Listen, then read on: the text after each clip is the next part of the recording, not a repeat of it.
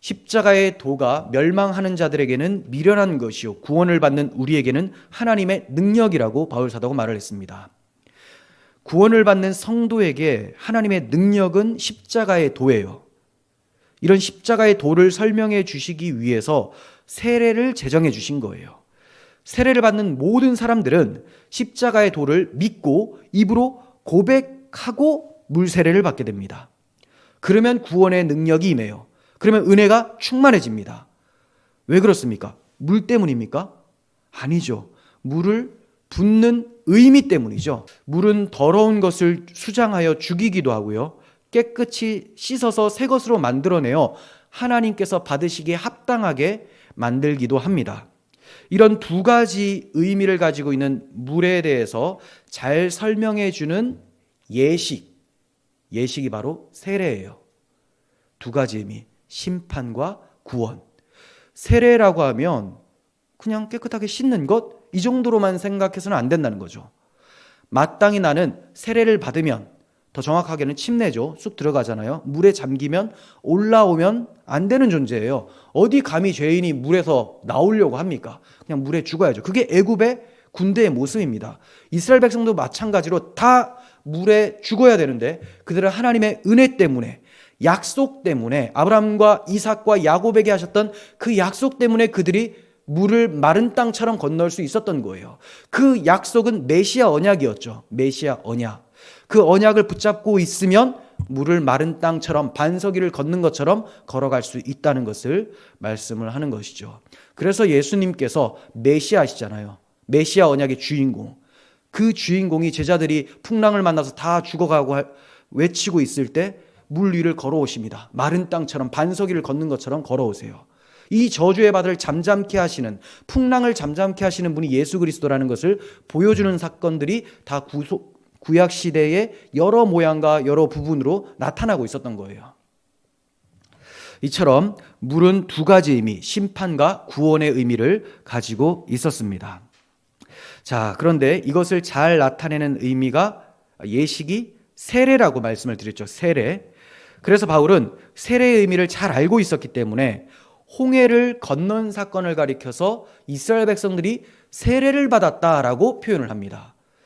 고린도전서 10장 1절 2절 봅니다.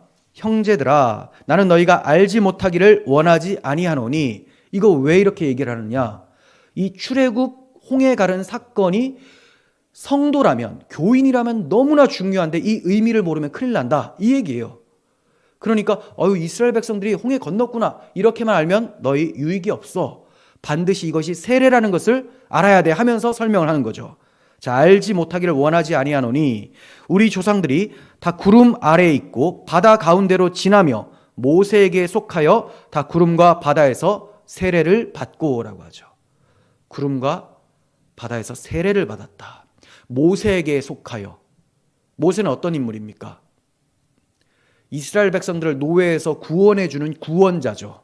그런데 진정한 구원자는 아니죠. 그가 진정한 구원자면 그가 대신 죽어야 됩니다. 그리고 부활을 해야 돼요. 하지만 그는 모형이었습니다.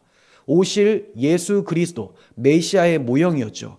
그래서 모세가 이스라엘 백성들을 홍해를 건너게 하기 위해서 자신의 삶이 먼저 물에서 죽었다가 살아나는 그런 역사를 경험하게 되죠. 이건 이제 상징적으로 제가 표현한 거예요. 그게 뭐냐? 모세라는 이름이 모세, 물에서 건져내다라는 의미예요. 모세는 애굽 왕 바로가 이스라엘 백성들의 아기를 다 죽이려고 할 때 나일강으로 떠내려 보내진 아기였습니다. 거기에서 건짐을 받았죠. 물 가운데서 건짐을 받았습니다. 그 모세를 담은 상자를 히브리어로 테바라고 합니다. 테바. 이 테바라는 동일한 단어가 노아의 방주라고 할 때 그 방주, 테바입니다. 동일해요. 마찬가지로 모세도 물에서 건짐을 받았는데 그럼 모세가 잘나서 건짐받은 것이 아니라 모세가 예수 그리스도라는 방주 안에 담겨서 구원을 받았다. 그리고 이제 그가 구원자의 역할을 하게 되죠. 마찬가지로 예수님은 물에 들어가서 죽을 이유가 없으신 분이잖아요. 세례를 받으실 이유가 없으신 분인데 세례를 받으십니다. 세례를 받으시고 올라오시죠. 올라오시면서 자기를 믿는 자들을 다 물 가운데서 건져내시기 위해서 미리 먼저 세례를 받으셨던 거예요. 이렇게 물에서 건져내다라는 그런 의미를 가지고 있는 세례. 이런 세례의 의미는 예수 그리스도께서 우리 대신 심판을 받으시고 우리를 깨끗하게 씻어주시는 그런 복음적 의미가 있는 것입니다. 주님께서 은혜의 방편으로 세례를 제정해 주셨어요. 세례받는 의미는 주님과 함께 죽고 함께 살아난다는 거죠. 예식주의자들이 꽤 많습니다. 예전주의자라고도 하죠. 예배 전통, 예배 의식, 여기에 혈안이 되어 있는 사람들이 꽤 많아요. 보수적인 기독교일수록 더 그렇습니다. 그런데 자유주의 기독교 같은 경우, 기독교가 아니지만 거짓 기독교, 이 자유주의 신학자들은 그런 예식은 필요가 없다, 예전은 필요가 없다라고 또 반대로 나갑니다. 아니에요. 예식은 필요한데 그 예식이 담고 있는 내용이 중요한 거죠. 본질이 중요한 거예요. 마치 예식이 특별한 능력이 있는 것처럼 예식 자체에 신령한 의미가 있는 것처럼 생각하는 사람들도 많습니다. 세례, 성찬, 이걸 그냥 행하면 은혜가 있을 거라고 착각하는 사람들이 있어요. 세례의 의미가 뭔지도 모르고 성찬의 의미가 뭔지도 모르는 상태에서 이런 예식에 참여하면 은혜 받는다. 오늘 이날은 꼭 가야 되겠다. 은혜 못 받습니다. 뭘 의미를 알아야 받죠. 예식이 담고 있는 의미가 중요하며 그 의미에 능력이 있는 거예요. 그러면 무엇이 우리에게 은혜가 되고 능력이 됩니까? 주님과 함께 죽고 함께 사는 것, 바로 십자가의 도의 능력이 있어요. 세례는 십자가의 도를 나타내는 예식일 뿐이에요.